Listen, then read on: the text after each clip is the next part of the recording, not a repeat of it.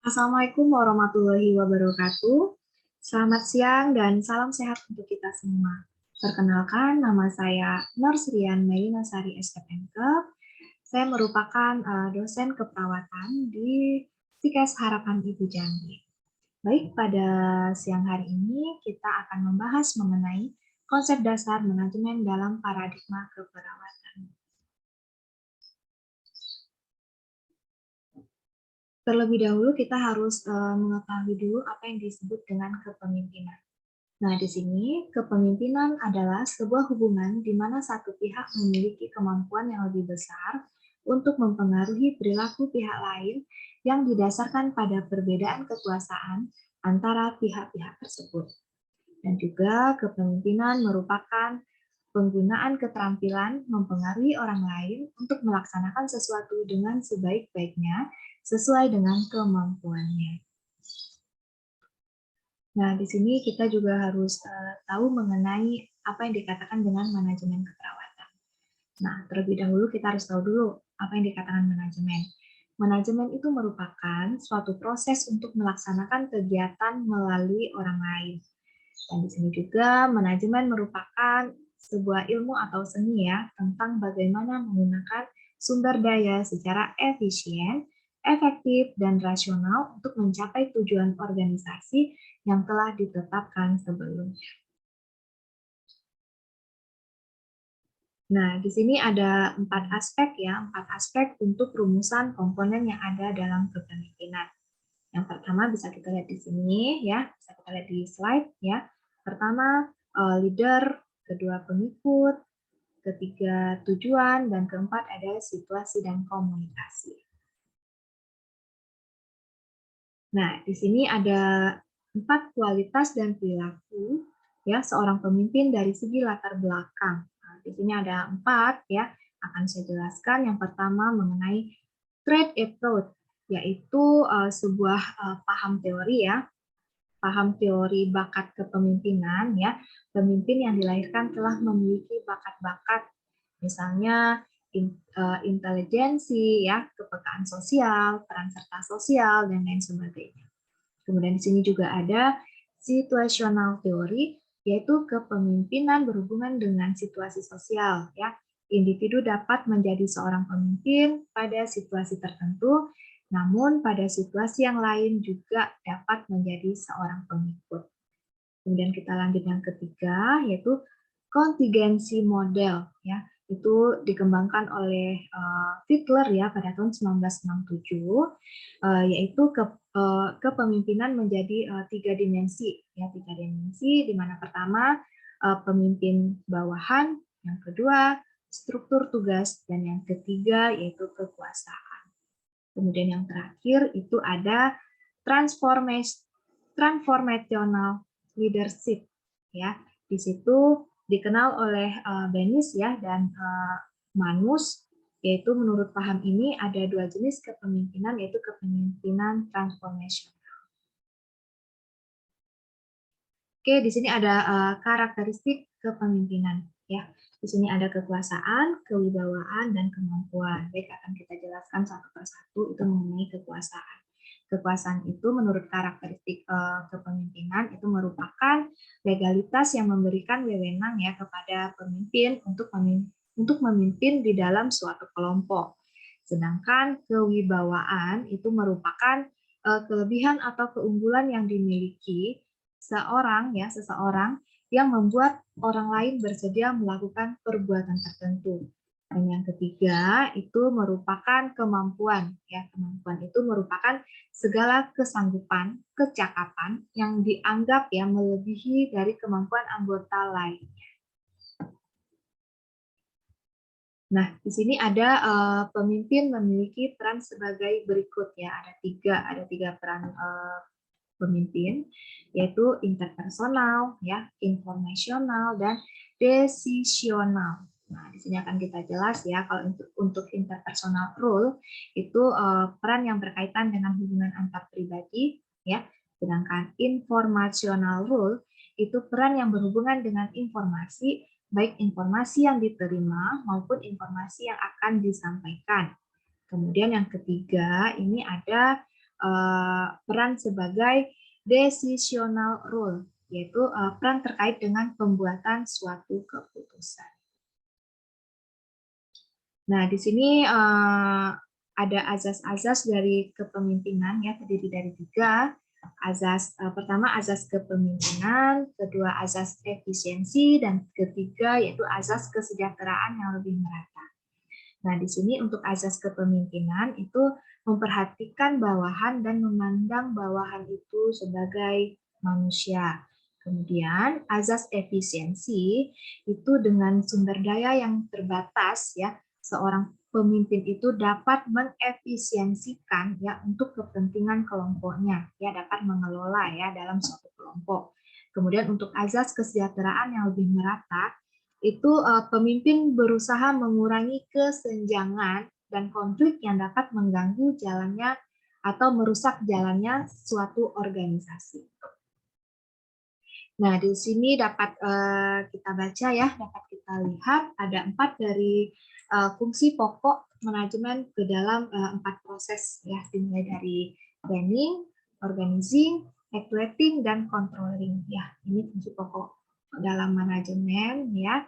Kemudian di sini untuk planning itu merupakan kegiatan, ya, untuk mengetahui penyebab dan tujuan dalam melakukan tindakan-tindakan selanjutnya, yaitu planning, ya, perencanaan dari kita. Kemudian untuk organizing, ya, atau untuk organisasi, ya, pembentukan organisasi, itu kita pembagian pekerjaan antar sesama anggota kelompok dan membuat ketentuan-ketentuan yang berlaku, ya. Kemudian di sini ada actuating, ya, atau actuating itu merupakan kegiatan memotivasi setiap anggota kelompok dalam melakukan pekerjaan berdasarkan tugas yang telah ditetapkan, ya. Kemudian terakhir controlling itu penyesuaian rencana, ya, rencana yang telah dibuat dengan pelaksanaan.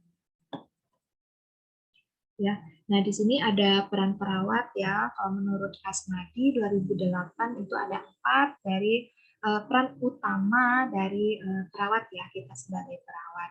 Dimulai dari perawat sebagai pengelola, perawat sebagai pelaksanaan, ya, atau pelaksana, ya. Kemudian perawat sebagai pendidik, dan terakhir perawat sebagai peneliti, ya.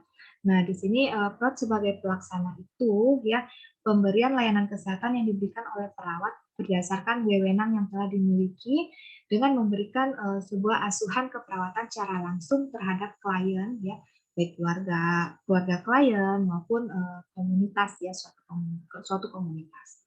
Nah, di sini juga menurut Asmadi itu ada 4, ya, 4 dari hak, ya, hak dari perawat, ya, yang sebagai care provider, yaitu pertama, hak dan kewajiban klien selalu dilindungi agar tetap terlaksana dengan seimbang. Yang kedua, perawat itu memberi rasa aman dan nyaman kepada klien. Yang ketiga, membantu memfasilitasi klien dan anggota tim kesehatan lainnya. Dan yang keempat itu mengupayakan mengembalikan kesehatan klien. Ya, itu yang pertama.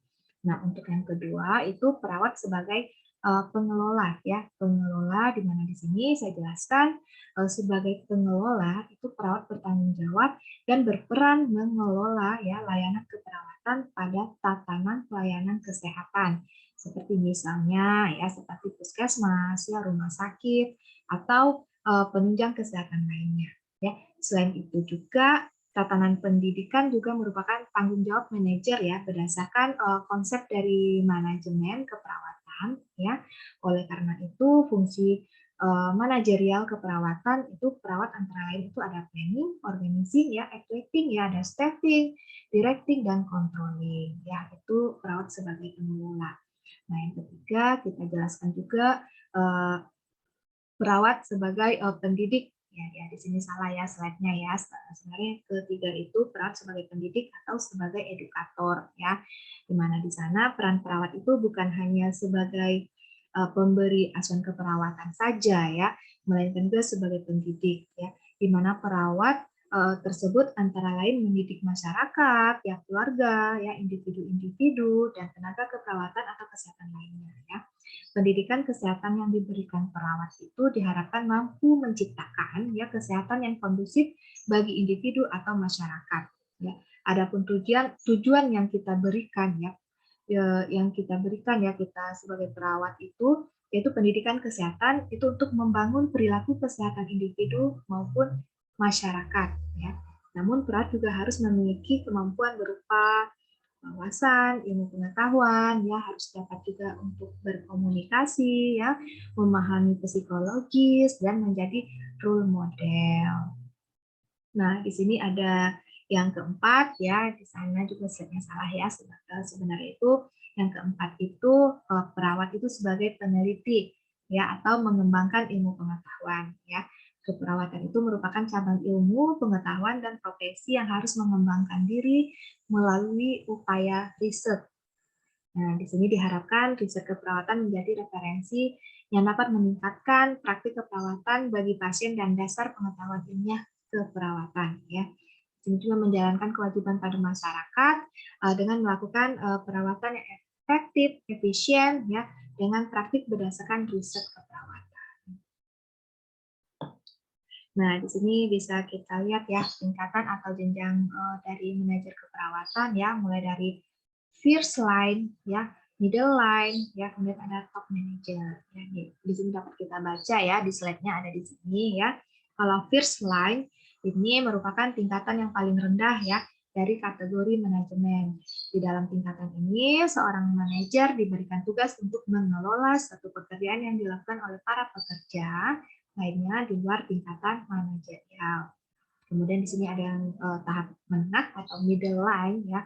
Middle line ini merupakan tingkatan yang berada di tengah-tengah dan bertugas untuk mengelola pekerjaan dari first line ya manajer dan akan mempertanggungjawabkannya kepada seorang top manager ya. Top manager itu yaitu tingkatan manajer keperawatan yang paling tinggi, yaitu top manager. Nah, di sini merupakan tingkatan yang paling tinggi ya di dalam suatu organisasi yang memiliki tanggung jawab di dalam pengambilan keputusan terhadap organisasi yang ia jalankan, serta bertugas untuk menyusun rencana dan tujuan yang akan dicapai ya oleh suatu rumah sakit ya atau puskesmas atau tempat pelayanan keperawatan.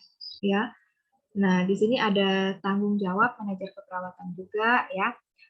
Di sini ada manajemen of care ya, itu merupakan pengaturan sumber daya dalam menjalankan kegiatan keperawatan dengan menggunakan metode proses keperawatan untuk memenuhi kebutuhan klien atau menyelesaikan masalah klien ya.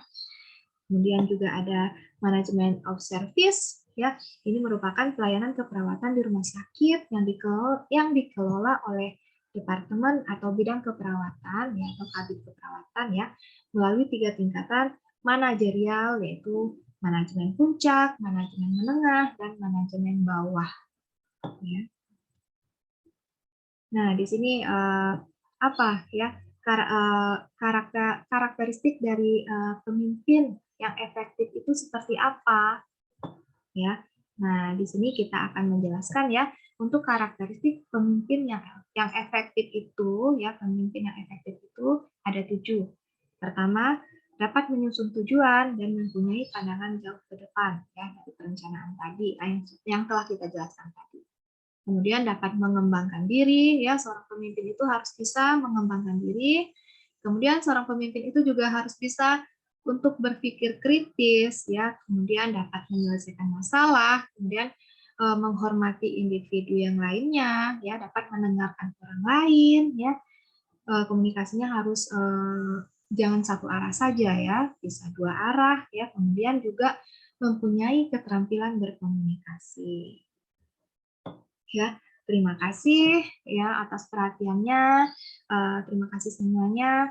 Pada hari ini saya sudah menjelaskan ya, kita dapat membahas mengenai konsep dasar manajemen dalam paradigma keperawatan. Baik, saya ucapkan terima kasih dan atas perhatian semuanya. Saya tutup. Wassalamualaikum warahmatullahi wabarakatuh.